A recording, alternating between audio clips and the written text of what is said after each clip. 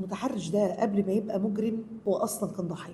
دي حقيقه يعني. وانا بخاف على اولادي من التحرش، انا برضو بخاف انه يطلع متحرش. مصيبه ان انا خايف عليه يتم التحرش بيه، فتفاجئ انه متحرش. في متحرش كان طفل بيتعذب، ولما ما حدش انقذه كبر وبدا يأذي غيره.